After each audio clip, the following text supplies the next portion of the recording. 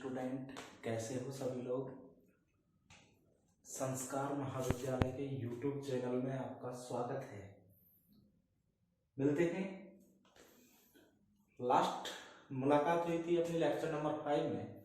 Lecture number 6, lecture number 5 में जो हमने बात की थी वो किसके ऊपर बात की थी? सहजीवन के ऊपर, सिंबल्स के ऊपर।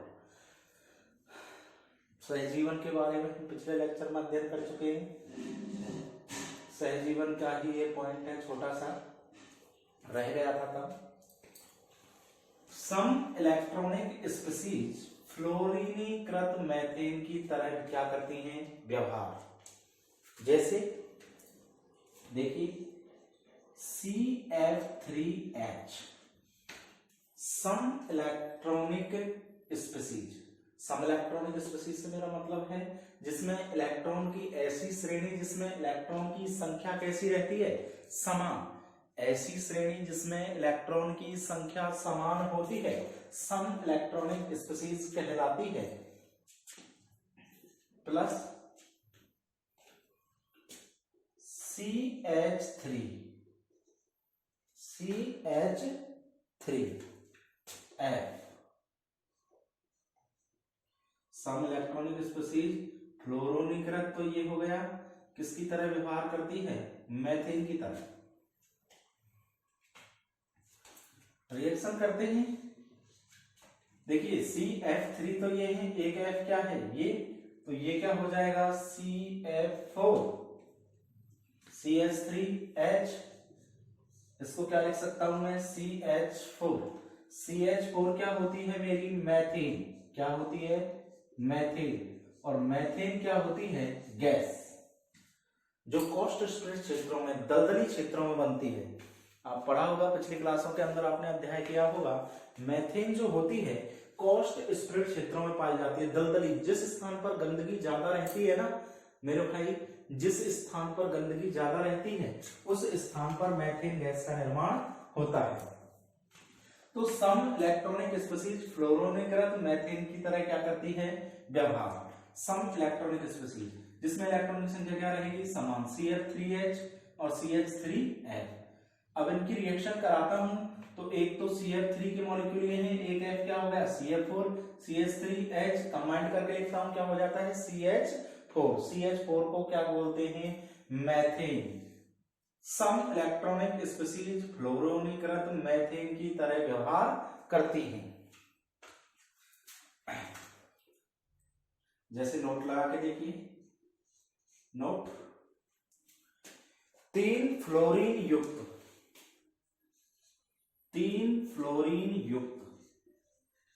3F का मतलब क्या है? 3 फ्लोरीन। 3 फ्लोरीन युक्त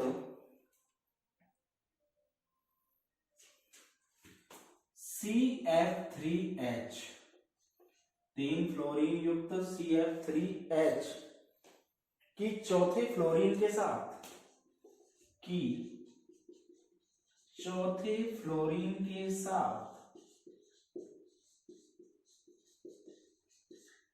चौथे फ्लोरीन के साथ जुड़ने की प्रवृत्ति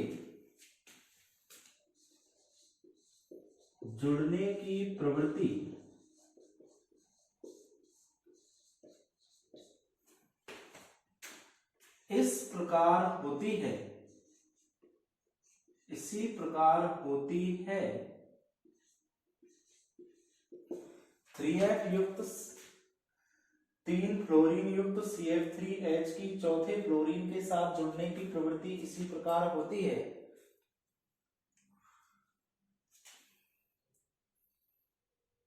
जिस प्रकार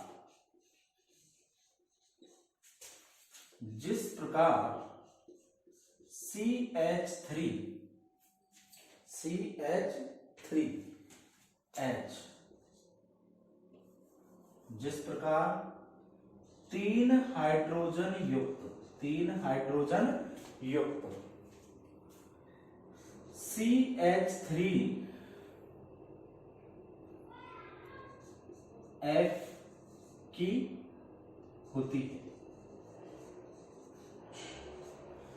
कहने का मतलब 3 फ्लोरीन युक्त 3 फ्लोरीन युक्त CF3H की चौथे फ्लोरीन के साथ जुड़ने की प्रवृत्ति इस प्रकार होती है जिस प्रकार 3 हाइड्रोजन युक्त CH3F की जुड़ने की प्रवृत्ति होती है। जिस प्रकार 3 फ्लोरीन है और 3 क्या है मेरे पास हाइड्रोजन, तो चौथा फ्लोरीन जब इनमें जुड़ेगा उसी तरीके से जुड़ेगा जिस प्रकार से क्या जुड़ता है CH3 में H जुड़ता है। जुड़ते ही देखो परिवर्तन हो गया है या नहीं हुआ। CF3 में एक और H जोड़ दिया तो क्या हो गया CF4 और इसको क्या बोलते हैं मैथेन। उस प्रकार की होती है। एक साइंटिस्ट हैं जॉर्जेनसन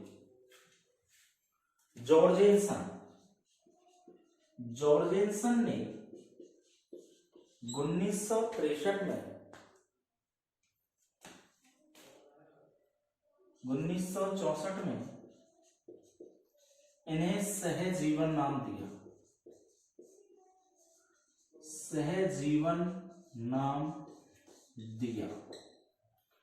साइंटिस्ट का नाम है जॉर्जेनसन ने 1964 में इन्हें क्या नाम दिया सहजीवन नाम दिया। सम इलेक्ट्रॉनिक स्पीशीज फ्लोरीनीकृत मैथेन की तरह व्यवहार करती हैं, फ्लोरीनीकृत मैथेन की तरह। जैसे हमने उदाहरण लिया CF3H और CH3F। तो CF3 में जब चौथा फ्लोरीन जुड़ता है उसी प्रकार जुड़ता है जिस प्रकार से 3 हाइड्रोजन युक्त, कितने हाइड्रोजन है इसमें 3 हाइड्रोजन युक्त में 3 हाइड्रोजन युक्त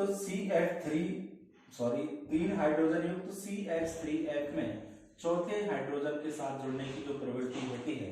कहने का मतलब जैसे ही जुड़ेंगे उसकी प्रकृति क्या होगी, उसकी प्रवृत्ति क्या होगी, चेंज हो जाएगी। जॉर्जसन ने 1964 में इनको क्या नाम दिया था सहजीवन, कि किसी की परमाणु की विशेष स्थिति तो नहीं बदलती है लेकिन उसकी प्रकृति में क्या हो जाता है परिवर्तन, उसको ही क्या कहते हैं सहजीवन। दैट्स ऑल, आपका टॉपिक कंप्लीट हो चुका है। सहजीवन में रह गया था पिछले लेक्चर के अंदर, थोड़ा सा ये नोट लगा के ये बात कर लेना, सम इलेक्ट्रॉनिक स्पीशीज फ्लोरीनीकृत मैथेन की तरह व्यवहार करती हैं। अब हम कह रहे हैं 3 फ्लोरीन युक्त CF3H की चौथे फ्लोरीन के साथ, यानी कि 3 फ्लोरीन है, चौथा फ्लोरीन तब जुड़ेगा जिस प्रकार जुड़ता है जिस प्रकार किसे 3 हाइड्रोजन युक्त CH3F में जुड़ने की प्रवृत्ति पाई जाती है। जॉर्जसन ने 1964 में इनको क्या नाम दे दिया सहजीवन नाम दे दिया, जॉर्जसन ने दिया था। सहजीवन शब्द का प्रयोग किसने किया था जॉर्जसन ने। दैट्स ऑल, आपका टॉपिक खत्म हो चुका है। वेरी वेरी इंपॉर्टेंट सवाल है, राइट द शॉर्ट नोट्स के अंदर पूछा जाता है, 3 नंबर के अंदर पूछा जाता है ये सवाल। पियर्सन HASV कंसेप्ट 7 नंबर में, अम्ल क्षार का वर्गीकरण करवाता है तो 3 नंबर में शॉर्ट नोट्स में वो भी पूछ सकता है। इस यूनिट के 4 फेमस सवाल हैं, 2 हो चुके हैं। कौन सा, पहला पियर्सन HASV कंसेप्ट और दूसरा सिंबल्स सहजीवन। That's all.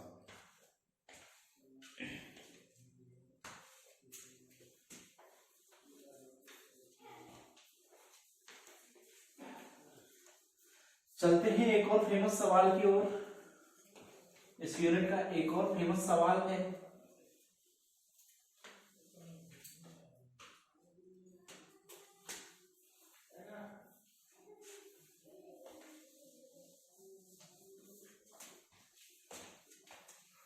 इस यूनिट का एक और फेमस सवाल है, टॉपिक का नाम है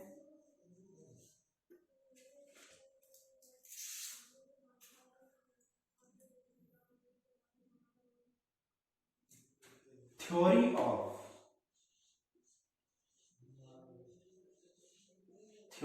of hardness and softness. Theory of hardness and softness, इस यूनिट का तीसरा फेमस सवाल।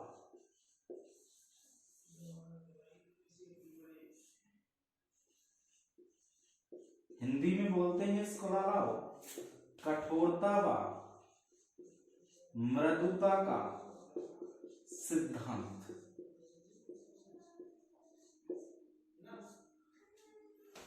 कठोरता व मृदुता का सिद्धांत, theory of hardness and softness. कठोरता व मृदुता का सिद्धांत क्या होता है?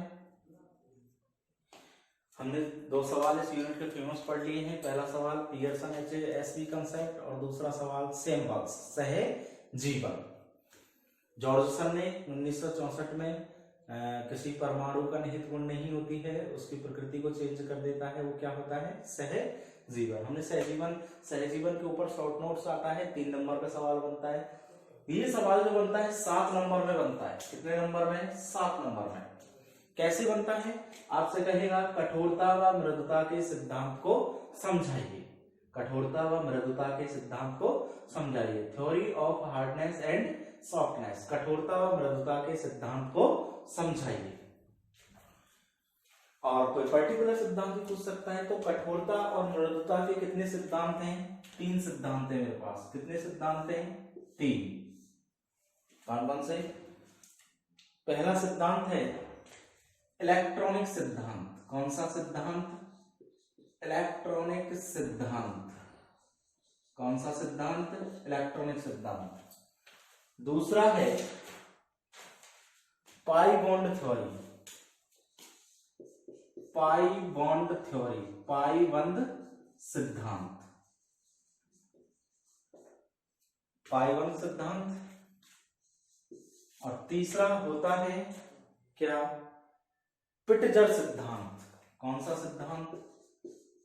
पिटजर सिद्धांत। कौन सा सिद्धांत? पिटजर सिद्धांत। Theory of hardness and softness.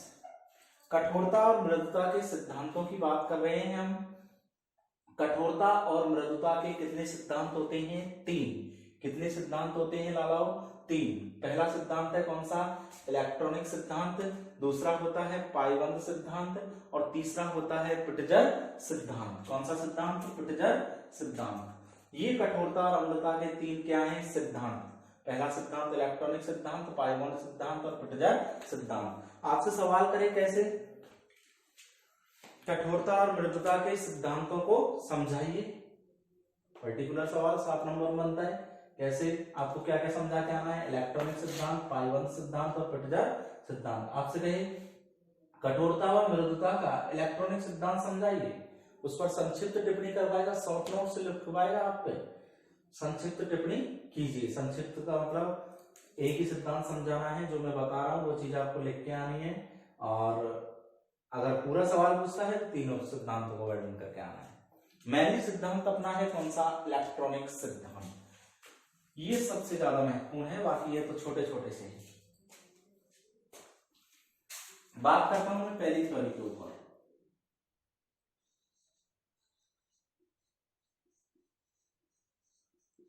Electronic सिद्धांत।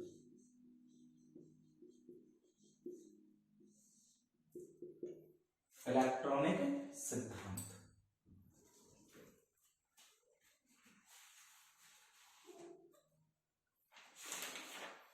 इलेक्ट्रॉनिक सिद्धांत। तो ये सिद्धांत क्या बताता है? इलेक्ट्रॉनिक सिद्धांत ऐसे बताता है कि कठोर के बीच में कौन सी क्रिया, कठोर के बीच में जब क्रिया होगी तो उसके बीच में कौन सा बंध होगा? आयनिक बंध होगा। कठोर के बीच में जब क्रिया होगी, सॉफ्ट हार्ड के अंदर, कठोर के बीच में जब अंतर क्रिया होगी, के बीच में अंतर क्रिया होगी तो उसके बीच में कठोर के बीच में कौन सा बंध बनेगा? आयनिक बंध। कौन सा बंध बनेगा? आयनिक बंध। लेकिन जब मृदु के बीच में, मृदु के बीच में अंतर क्रिया होगी तो कौन सा बंध बनेगा? सहसंयोजक बंध। कौन सा बंध बनेगा? सहसंयोजक बंध। कौन सा बंध बनेगा? सहसंयोजक बंध। कठोर कठोर के बीच में इंटरेक्शन होगा, हार्ड हार्ड के बीच में इंटरेक्शन होगा तो कौन सी बॉन्डिंग होगी? Ionic bonding. कौन सी बॉन्डिंग होगी? Ionic bonding. और सॉफ्ट सॉफ्ट के बीच में इंटरेक्शन होगा तो कौन सी बॉन्डिंग होगी? कोवैलेंट बॉन्डिंग होगी, सहसंयोजक बंधन होगा, सहसंयोजक बंध होता है।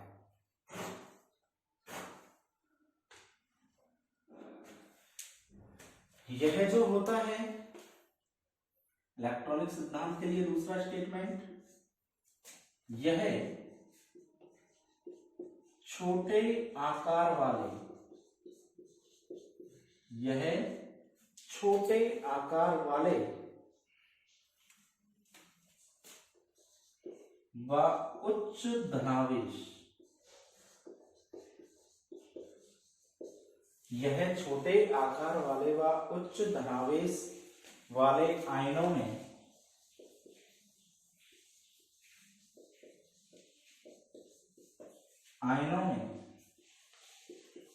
होता है।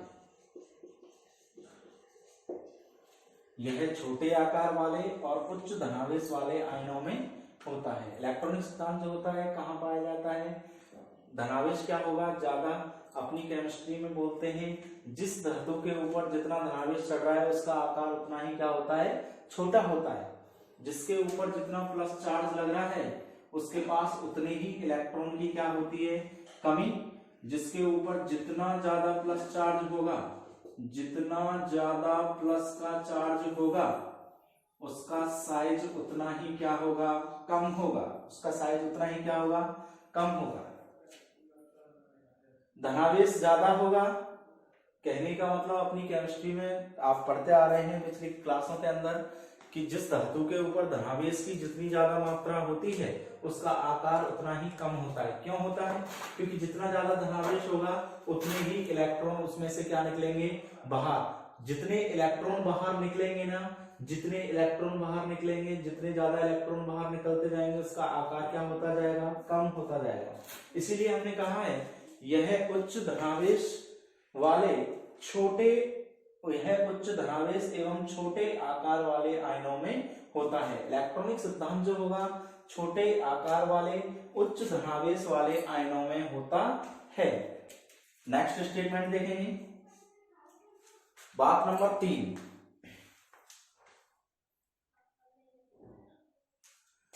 वर्ग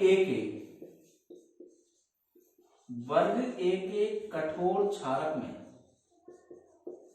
एक तरीके से हिंट है ये, वर्ग ए के कठोर क्षारकों में कौन सी बॉन्डिंग होगी? आयनिक बंध होगा। कौन सा बंध बनेगा? आयनिक बंध बनता है। वर्ग ए के कठोर क्षारकों में आयनिक बंध होगा। वर्ग ए के कठोर क्षारक में आयनिक बंध बनेगा। और कौन सी क्रिया होंगी? कठोर मृदु अंतर क्रिया होंगी। कौन सी होंगी? कठोर मृदु अंतर क्रिया। और कठोर मृदु अंतर क्रिया होंगी तो क्या होगा? वो कैसा रहेगा? अस्थायी।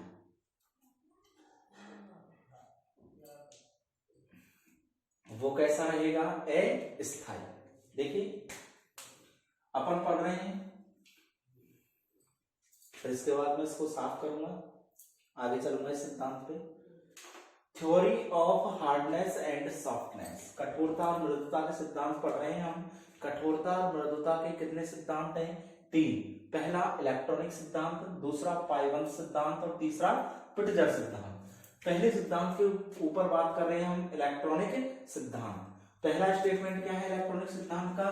कठोर कठोर के बीच में, पहला स्टेटमेंट है इलेक्ट्रॉनिक सिद्धांत के लिए, कठोर कठोर के बीच में अंतर क्रिया जो होती है, कठोर कठोर के बीच में जब अंतर क्रिया होगी तो कौन सा बंध बनेगा? आयनिक बंध बनेगा।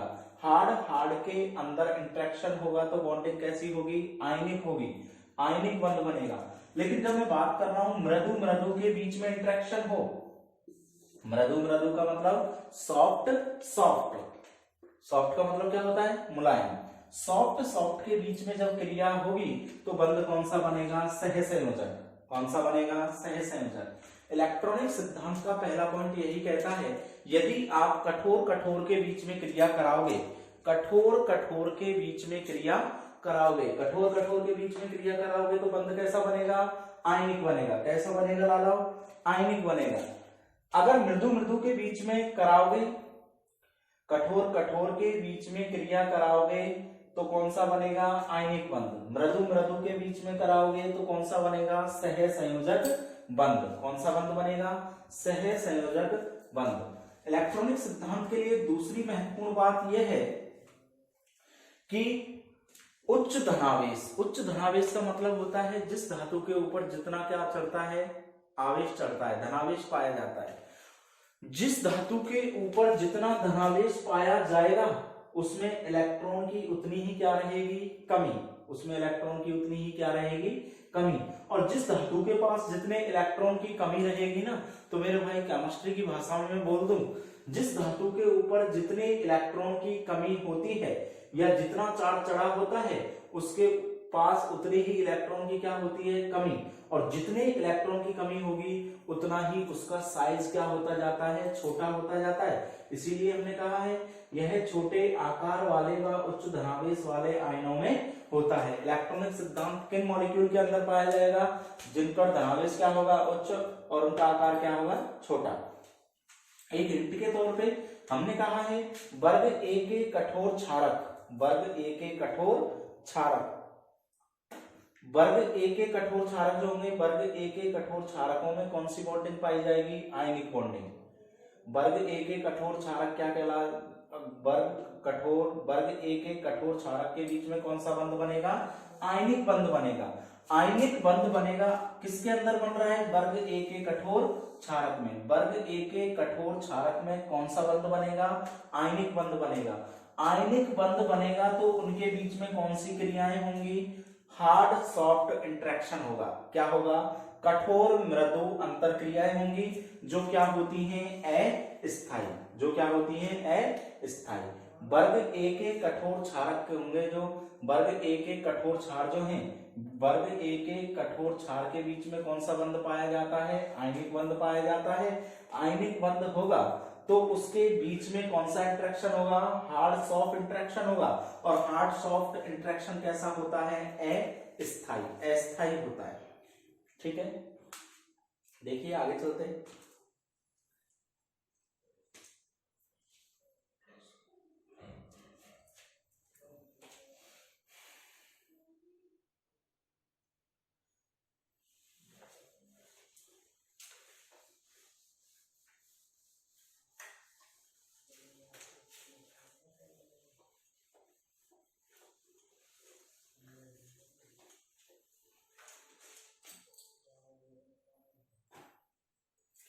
आगे देखते हैं।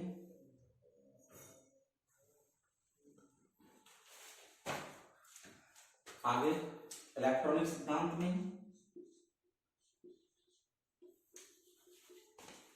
मीसोनी ने, साइंटिस्ट का नाम क्या है? मीसोनी। मीसोनी ने 1967 में कठोरता एवं मृदुता,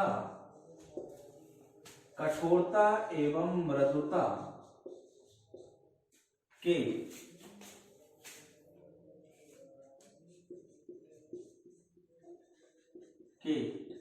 सिद्धांत को समझाने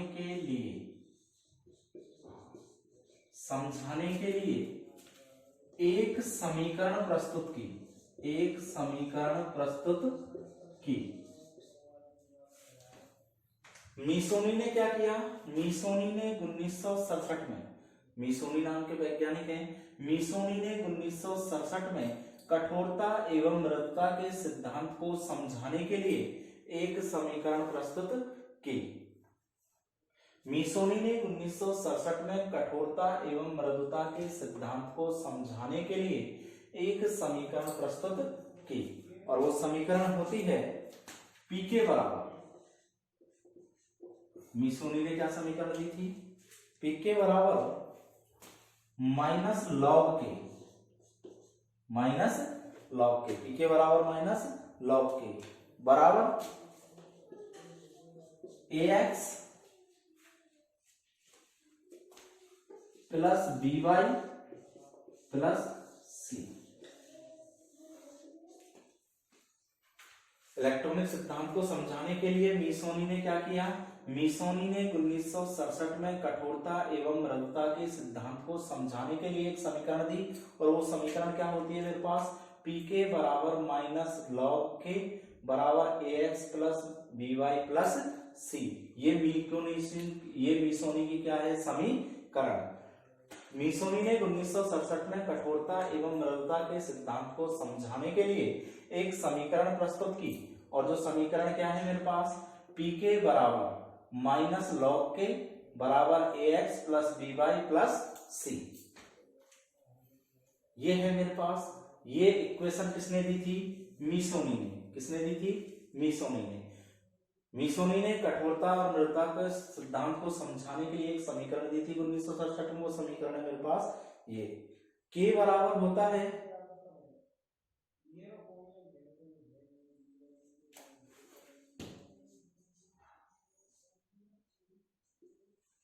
के बराबर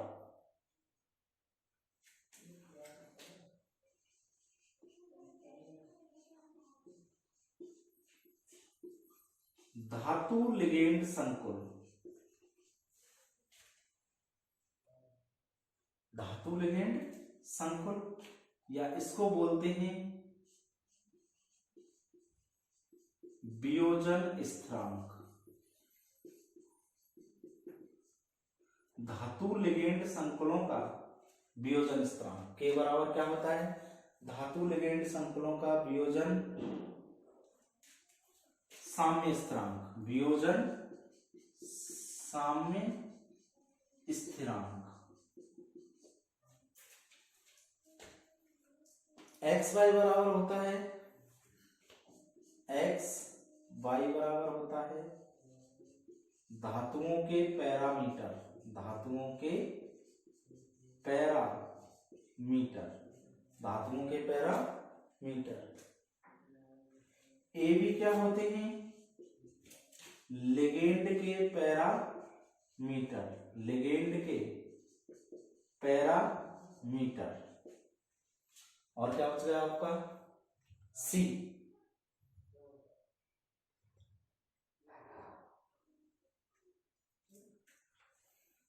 सी होता है लिगेंडों का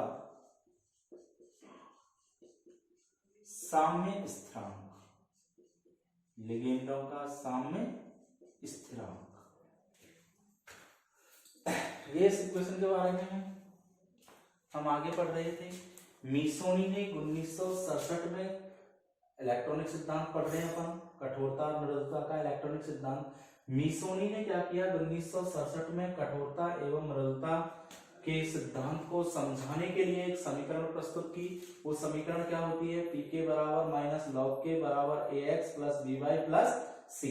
के क्या होता है, धातु लिगेंड संकुलों का वियोजन साम्य स्थिरांक होता है। के बराबर क्या होता है, धातु लिगेंड संकुलों का वियोजन साम्य स्थिरांक। ये एक्स और ये वाई क्या होते हैं, धातुओं के पैरामीटर होते हैं। ए और बी क्या होते हैं, लिगेंड के पैरामीटर होते हैं। बचा मेरे पास क्या, सी। सी क्या होता है, लिगेंडों का साम्य स्थिरांक। सी क्या होता है, लिगेंडों का साम्य स्थिरांक। कठोरता और मृदुता को समझाने के लिए मीसोनी ने ये इक्वेशन दी थी। अब देखिए आगे इन्होंने क्या कहा, मीसोनी ने कठोर अम्लों के लिए, कठोर अम्लों के लिए बाई के मान। बाई क्या होता है, धातुओं के पैरामीटर। कठोर अम्लों के लिए बाई का मान 2.8 से अधिक होता है। कठोर अम्लों के लिए वाई का मान क्या रहेगा, 2.8 से अधिक। वाई क्या होता है मेरे पास, धातुओं के पैरामीटर। मृदु अम्लों के लिए,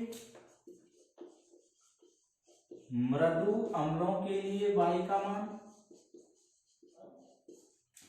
मृदु अम्लों के लिए y का मान 3.2 से क्या रहता है, अधिक होता है, 3.2 से उच्च होता है। और सीमा रेखा वाले अम्लों के लिए, सीमा रेखा वाले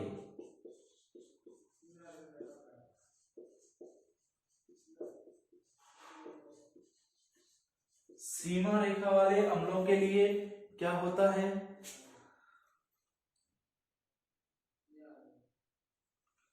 सीमा रेखा वाले अम्लों के लिए y का मान क्या रहता है, 2.8 से 3.2 के बीच में, 2.8 से 3.2 के बीच में।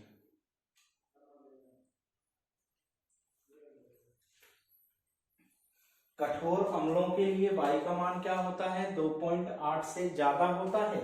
मृदु अम्लों के लिए y का मान 3.2 से ज्यादा होता है।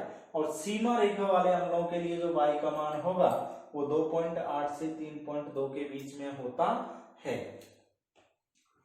आई बात समझ में? अब मैं कुछ टेबल बनाऊंगा। एक कठोर अम्लों के लिए y का मान क्या होता है, 2.8 से अधिक। मैं बात कर रहा हूं मीसोनी की इक्वेशन है ये। इस इक्वेशन ने कठोरता और मृदुता को समझाया है इलेक्ट्रॉनिक सिद्धांत में।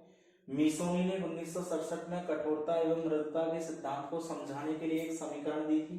वो समीकरण है मेरे पास ये, pk बराबर माइनस लॉग के ax plus by plus c। k क्या होता है, धातु लिगेंड संकुलों का वियोजन साम्य स्थिरांक होता है। xy क्या होते हैं, धातुओं के पैरामीटर होते हैं। ab क्या होते हैं, लिगेंड के पैरामीटर होते हैं। और c क्या होता है, लिगेंडों का साम्य स्थिरांक होता है। अपन कह रहे हैं उससे आगे कठोर अम्लों के लिए y का मान, कहने का मतलब y किस में आ रहा है, धातु के पैरामीटर में। कठोर अम्लों के लिए धातु का पैरामीटर जो होता है 2.8 से क्या होता है, अधिक होता है। मृदु अम्लों के लिए y का मान यानी कि धातु का पैरामीटर का मान 3.2 से अधिक होता है। और सीमा रेखा वाले अम्लों के लिए y का मान 2.8 से 3.2 के बीच में होता है।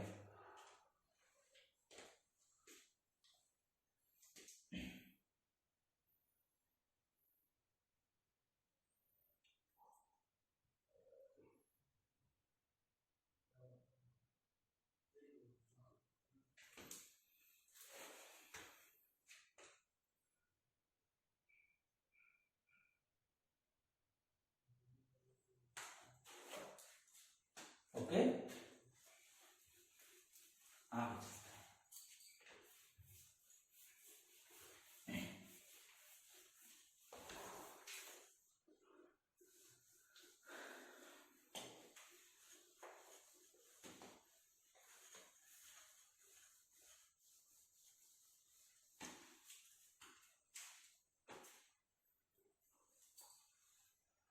मैं टेबल बना रहा हूं।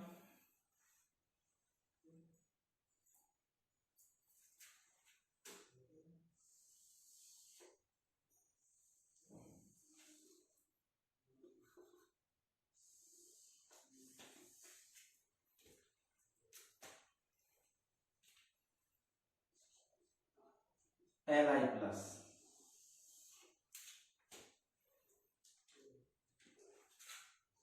Al plus 3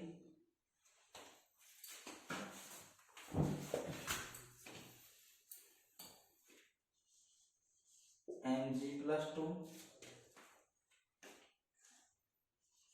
Na plus K plus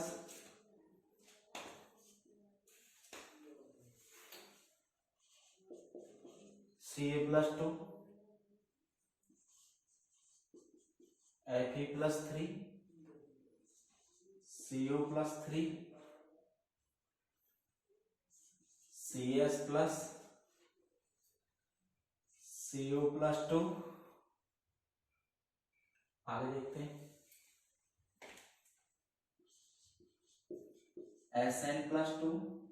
मेरे पास जगह कम है, यहां से नीचे चल रहा है कंटिन्यूटी में। Sn प्लस 2 Pi प्लस 3 और क्या होता है, Cu+2 Pb+T Ti+ Hg+2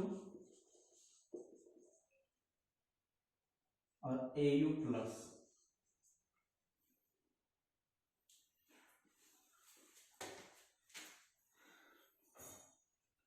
ये तो हो गया क्या, X धातु हो गई, और ये क्या है इसके पैरामीटर, 0.36, 0.70, इसके लिए 0.80, बाई के मान है धातु के पैरामीटर के मान 0.93, इसके लिए 0.93, कैल्शियम के लिए होता है 1.62, 98, इसके लिए होता है 2.32, इसके लिए होता है 2.56, इसके लिए होता है 2.73 और CO के लिए होता है 2.96, इसके लिए होता है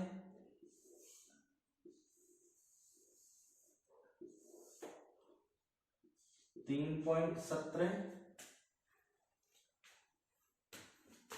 3.20, 3.45 Cu+2 के लिए, 3.58, 3.78,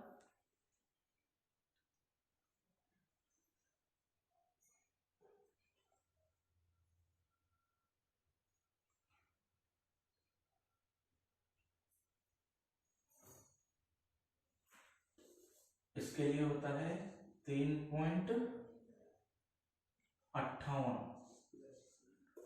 इसके लिए होता है 3.78, इसके लिए होता है 4.25 और इसके लिए होता है 5.95।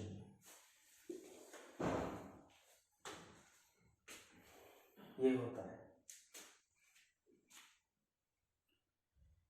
ये क्या है,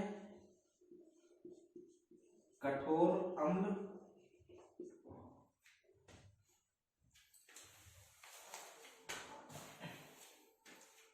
और Au क्या है, मृदु अम्ल। ये तो कठोर हो गया और ये मृदु अम्ल हो गया।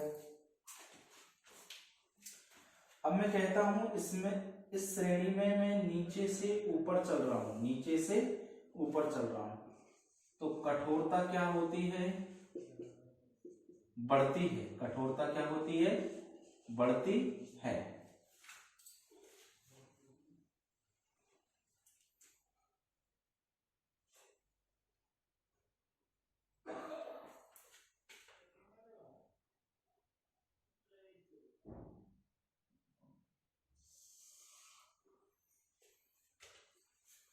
ये कौन से हो गए, CH, सीमा रेखा वाले, सीमा रेखा वाले अम्ल। ये कौन से हो गए, सीमा रेखा वाले अम्ल। देखिए लिथियम से CH+ तक तो कौन से हैं, कठोर अम्ल। बीच में कौन सा है, ये सीमा रेखा वाले, और ये कौन से हैं, मृदु अम्ल। तो कठोर अम्लों में नीचे से ऊपर चलते हैं, नीचे से ऊपर चलते हैं तो कठोरता क्या होती है, बढ़ती है।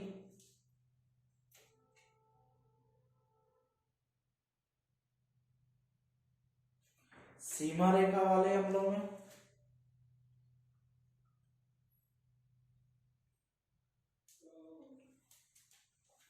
इसमें चलते हैं सीमा रेखा वाले से नीचे वाले तत्वों में, तो इनकी मृदुता क्या है, बढ़ती हुई मृदुता, बढ़ती हुई मृदुता। ये टेबल आपको इलेक्ट्रॉनिक सिद्धांत के अंदर बना के आनी है। 2-4 मॉलिक्यूल आप याद रखें, Li प्लस कठोर अम्ल है, Au प्लस मृदु अम्ल है, Cs प्लस क्या है, सीमा रेखा वाले अम्ल। आपको 3 बात याद रखनी है। पहली बात लिथियम, सीजियम और सोना Au। अब लिथियम, अब सीमा रेखा वाले तत्व हैं। सीमा रेखा वाले तत्व में ऊपर से नीचे से ऊपर चलते हैं तो कठोरता क्या होती है, बढ़ती है। अगर सीमा रेखा वाला कौन सा है, CS। सीमा रेखा वाले अम्लों से नीचे चलते हैं तो उनकी मृदुता क्या होती है, बढ़ती है। अरे कहने का मतलब आप किसको याद रखेंगे, सीमा रेखा वाले अम्ल को। सीमा रेखा वाले अम्ल से कठोरता, सीमा वाले रेखा अम्ल जो हैं उनसे ऊपर कठोरता क्या होती है, बढ़ती है। और सीमा रेखा वाले नीचे, सीमा रेखा वाले जो अम्ल हैं उनसे नीचे मृदुता क्या होती है, बढ़ती है। ऊपर तो कठोरता बढ़ती है और नीचे क्या बढ़ती है, मृदुता।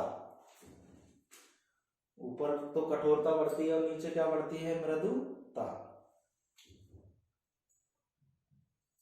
आई बात समझ में? आपको ये टेबल बना के आनी है। सीमा रेखा वाले याद रखने हैं, धातुएं मैंने लिखा दी, आप 1-2 याद रखें। नहीं ऐसे ही जब एग्जाम के अंदर बना रहे हो तो 2-3 आपको याद रखने हैं। Li प्लस CS प्लस कैसे करेंगे, Li प्लस CS प्लस और Au प्लस। ये क्या हो गया, सीमा रेखा वाला हो गया, सीमा रेखा वाले अम्ल। ये क्या हो गया, कठोर अम्ल। और ये क्या हो गया, मृदु अम्ल। अब सीमा रेखा वाले अम्ल से ऊपर तो कठोरता क्या होगी, बढ़ेगी। सीमा रेखा वाले से ऊपर तो कठोरता बढ़ेगी और नीचे कठोरता क्या होगी, घटेगी। अब कठोरता घटेगी तो मृदुता क्या होगी, बढ़ेगी। आप याद रखेंगे इसको, सीमा रेखा वाले अम्ल को। तो सीमा रेखा वाले अम्ल जो होते हैं, सीमा रेखा वाले अम्लों से ऊपर तो कठोरता बढ़ती है और सीमा और रेखा वाले अम्ल जो हैं उनसे नीचे कठोरता क्या होती है, घटती है। कठोरता घटेगी तो मृदुता क्या होगी, उसकी बढ़ेगी। ये बढ़ती हुई मृदुता, कठोरता कम होगी, इनकी मृदुता क्या होगी, कम, इनकी क्या होगी, ज्यादा।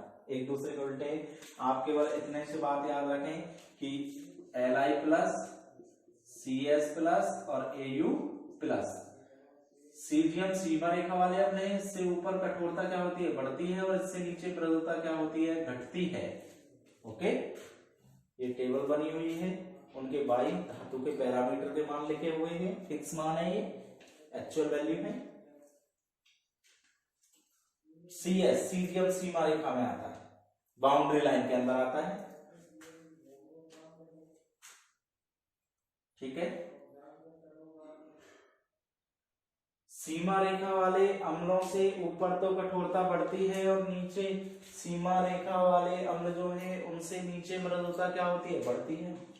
अब जिसकी कठोरता बढ़ रही है उसकी मृदुता क्या होगी, कम, और जिसकी मृदुता बढ़ रही है उसकी कठोरता क्या होगी, कम।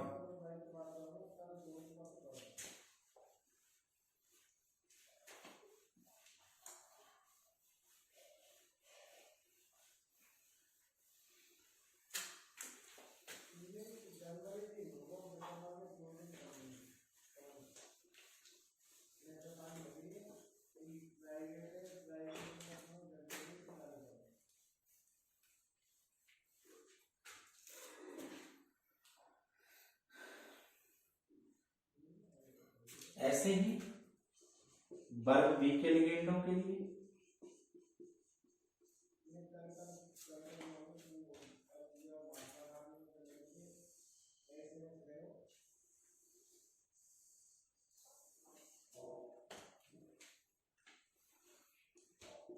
ये क्या है, लिगेंड, और ये क्या है, B.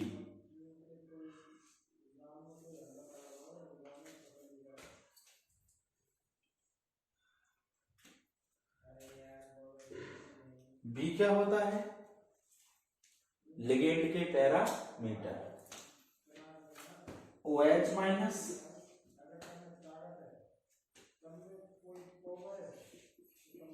NH3 Cl minus Br minus I minus H2O3 minus. ऐसे ही हम वर्ग बी के लिगेंडों के ऊपर बात करें तो OH क्या होता है? सबसे कठोर क्षार होता है। क्या होता है? कठोर क्षार। हमने पहली वाली टेबल के अंदर बात की थी किसकी? अम्ल की। किसकी बात की थी? अम्ल की।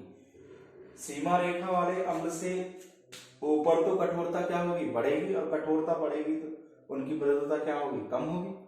सीमा रेखा वाले अम्लों से नीचे मृदुता क्या होती है? बढ़ती है, तो कठोरता क्या हो जाएगी? कम। इतनी सी बात याद रखनी है जो हमने बता दी। अब वर्ग बी के लिए क्या होगा? उसमें जो लिगेंड है, ये लिगेंड के उदाहरण लिए हैं मैंने। OH minus NH3 Cl minus Br minus I minus H2O3 minus. ये तो क्या होगा? कठोर क्षार। और ये क्या होगा? मृदु क्षार। OH तो क्या माना जाता है? सबसे कठोर क्षार। और H2O3 माइनस माना जाता है सबसे मृदु क्षार। और Cl जो होता है ये होता है सीमा रेखा वाला क्षार। सीमा रेखा वाले क्षार।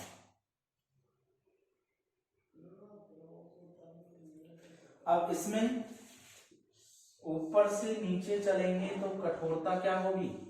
बढ़ेगी। कठोरता क्या होगी? घटेगी। कठोरता घटती है।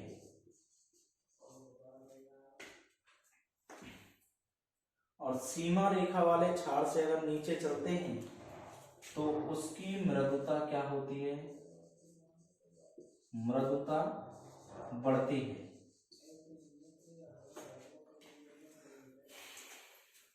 ये आपकी दोनों टेबल कंप्लीट हो चुकी हैं और इसी के साथ इलेक्ट्रॉनिक सिद्धांत भी आपका क्या हो गया? कंप्लीट। देखिए हमने क्या बात कही थी? हमने एक बात कही थी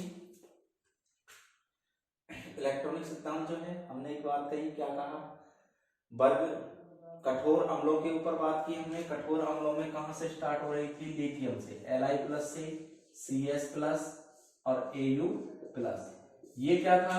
सीमा रेखा वाला अम्ल था। सीमा रेखा वाला अम्ल। ये क्या था? कठोर अम्ल। ये क्या था? कठोर अम्ल। और ये क्या था? कठोर क्षार। ये क्या था? कठोर क्षार। ये किसकी बात कर रहे हैं हम? अम्लों के लिए। तो सीमा रेखा वाले अम्ल हैं जो उनसे ऊपर चलते हैं तो उनकी कठोरता क्या होती है? बढ़ती है। कठोरता क्या होती है? बढ़ती है। लेकिन सीमा रेखा वाले अम्लों से नीचे चलते हैं तो मृदुता क्या होती है? बढ़ती है। अब स्वाभाविक सी बात है यार, कठोरता बढ़ेगी तो उसकी मृदुता क्या रहेगी? कम। और मृदुता बढ़ेगी तो उसकी कठोरता क्या रहेगी? कम। ये तो था अम्लों के लिए। अब ये था वर्ग बी के लिगेंडों के लिए। मैंने कुछ लिगेंडों के उदाहरण लिए हैं। OH minus NH3 Cl minus Br minus I minus H2O3 minus. ऊपर ऊपर लिखा हुआ है जो क्या है? सबसे कठोर क्षार है। और नीचे लिखा हुआ है वो सबसे क्या है? मृदु क्षार, सॉफ्ट बेस है। ये हार्ड बेस है और ये सॉफ्ट बेस है। ये Cl किसके अंदर आता है? सीमा रेखा वाले क्षार के अंदर आता है। अब कहने का मतलब, जब मैं कठोर क्षार ऊपर से नीचे चलूंगा तो कठोरता क्या होती है? घटती है। किसके अंदर? लिगेंडों के अंदर। जब कठोर क्षार में मैं बात करूंगा, ऊपर से नीचे जाऊंगा टेबल में, ऊपर से नीचे जाऊंगा तो कठोरता क्या होगी? घटेगी। सीमा रेखा वाले क्षार से अगर नीचे चलता हूं तो मृदुता क्या होती है? बढ़ती है। मृदुता क्या होती है? बढ़ती है।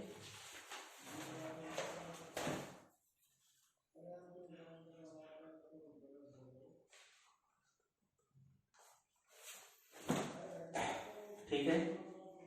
कंपेयर, ये तो अम्लों के लिए है।